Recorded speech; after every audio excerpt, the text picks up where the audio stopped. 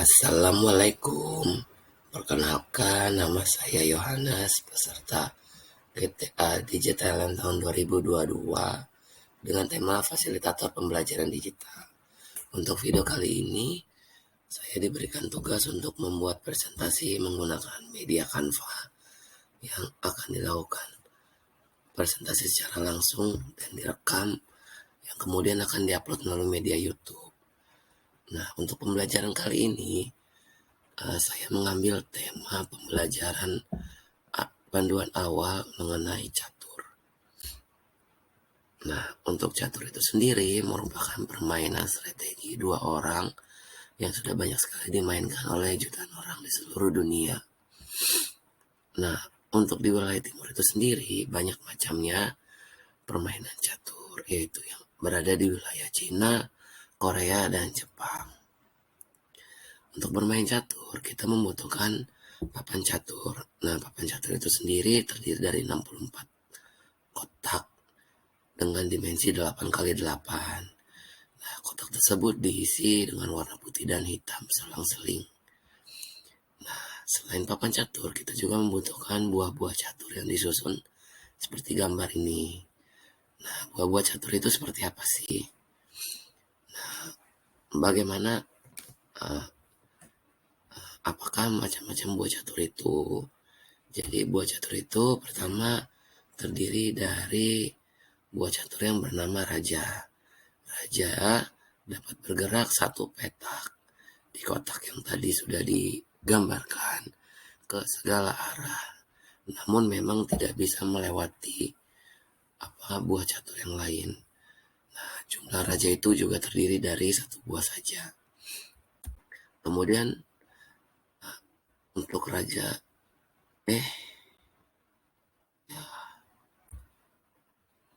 Kemudian raja itu sendiri seperti gambar. Oh, salah dong aku. Raja terdiri dari udah langsung aja. Nah, posisi bergerak raja seperti gambar berikut. Yang bisa dilewati oleh raja itu adalah petak-petak. Satu petak di sekitaran raja. Kemudian ada juga buah catur yang bernama menteri. Menteri ini memiliki gerakan kombinasi dari benteng dan gajah yang nanti akan kita pelajari dan bisa bergerak sepanjang dan di segala arah, baik horizontal, vertikal maupun diagonal. Tetapi buah catur ini tidak dapat melempati buah catur yang lainnya. Nah, buah catur ini hanya terdiri dari satu buah saja.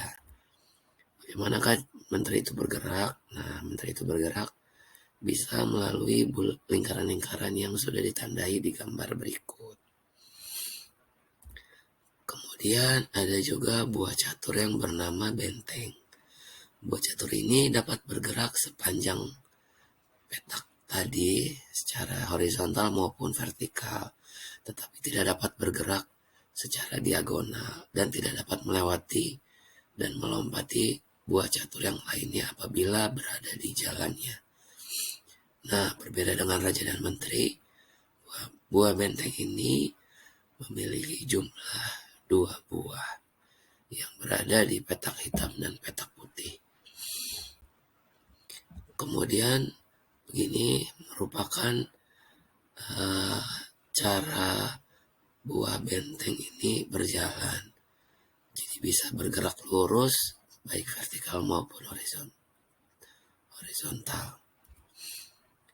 Kemudian terdapat buah yang bernama kuda. Buah catur ini dapat bergerak segala arah. Namun gerakannya terbatas, berbentuk seperti huruf L, yaitu dua petak memanjang dan melebar satu petak. Nah, buah catur ini hanya satu-satunya buah catur yang bisa melewati buah catur lainnya apabila berada di jalur berjalannya. Nah, untuk jumlah buah kuda ini memiliki jumlah 2 buah saja. Berikut adalah titik-titik yang bisa dilangkahi dilangkahi atau diisi oleh buah kuda.